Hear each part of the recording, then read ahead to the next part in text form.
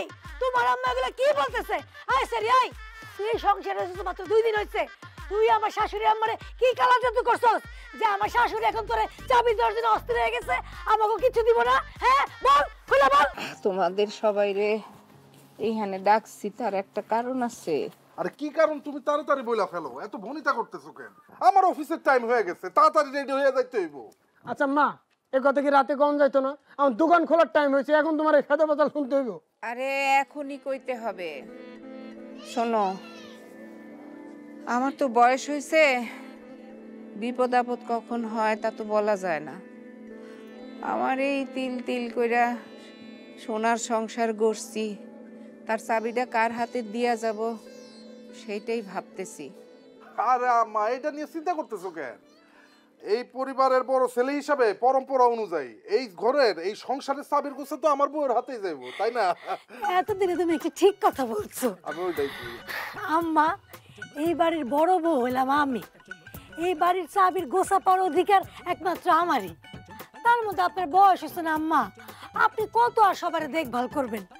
আমি বড় ভাবি ও বড় ভাই, আমরাই সবার দেখভাল করে রাখুম, খাওয়া দাওয়া যা যা যার খাইতে মন চায় সেগুলো ঠিক মতো খাওয়ামো, আর আমরা একটু বেশি বেশি করে খাইলাম, কি বলো? ওইটাই ওইটাই। ওইটাই, এছাড়া তো আর কোনো কাজ নেই। হ্যাঁ, তোমার কাছে যদি দায়িত্ব দেওয়া হয়, এই যে 2 বেলা খাই আছি না এ বাড়ি সবাই, আম্মা খাচ্ছে আমরা খাইতেছি, এটা আর হইব না। 3 বেলা না খেয়ে থাকুন লাগবো। আইছে একদম ঠিক কথা কইছো আম্মা। আমি এই বাড়ির মেজো বউ হইতে পারি, কিন্তু আমার বাপের বাড়ি বড় মেয়ে। হ্যাঁ, সারা জীবন দায়িত্ব পালন কইরা তারপর আপনার বাড়ির বউ হইছি। দায়িত্বটা যদি আমারে দেন, আমি ঠিকঠাক মতো পালন করতে পারবো। আরে তোমরা কি শুরু করছো? মা আমাগুলো কেন ডাকছে আগে সেটা শোনো, তারপর কথা কও। শোনো, তোমরা তো দুইজনেই চাবি নেওয়ার জন্য কারাকারি করতেছো, কিন্তু ছোট বৌমা তো কিছু কইতেছে না। ছোট বৌমা, তোমার কি বক্তব্য সেটা শুনি।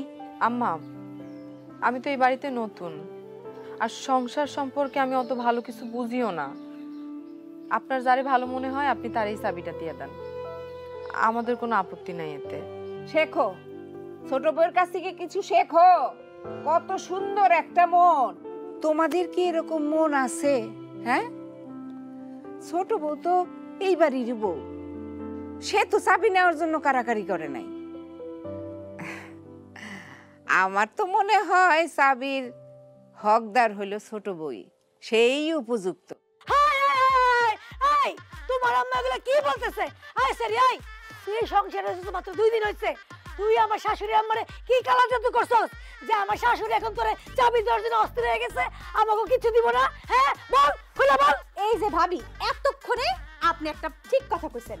এই, তুই মানুষ না অন্য কিছু? ডাইনি, তুই কি জাদুটোনা করছিস আমার শাশুড়ি রে? হ্যাঁ, এই ভাবি থামো, কি শুরু করছো এইসব? আর কি কথা কইতেছো? এই সংসারের চাবির বউ আমাকে কোনো লোভ নাই, তোমাকে যা খুশি তাই করো। অনেক হইছে, আমি আর একটা কথাও শুনতে চাই না। এই চাবি কারে দিব সেটা আমার দায়িত্বে দিব। আমি একটা পরীক্ষা নিতে চাই। পরীক্ষা? কিসের পরীক্ষা? কার পরীক্ষা? তুমি কি আমগো পরীক্ষা নিবা না তোমার ছেলে বউদের পরীক্ষা নিবা? পরীক্ষা, হিসাব নিকাশ, এই জমি জমা দোকানপাটে সব হিসাব নিকাশ করলে আমি ফার্স্ট। চুপ থাক, আম্মা কথা বলতেছি। আহা, চুপ থাকো তোমরা। আমি পরীক্ষা নিব আমার বৌমাদের। তাহলে তো আমি পাস। আম্মা বলেন কি পরীক্ষা দিতে হবে? আম্মা আমিও রাজি আছি। তোমাদের 3 জনের উপরেই রান্নার দায়িত্ব দিব। যার রান্না সুস্বাদু হবে তার হাতেই এই সংসারের চাবি দিব এবং সংসারের দায়িত্ব দিব। রান্না আম্মা, তাহলে আমি পাস। আমিও পাস আম্মা। এখন তাড়াতাড়ি বলেন কি রান্না করতে হইব? এত উতলা হয়েও না, পরীক্ষা আজকে না কালকে। এখন যাও তো। আমার যা যা লাগবে আমি লিস্ট করে দেবো, তুমি কিনে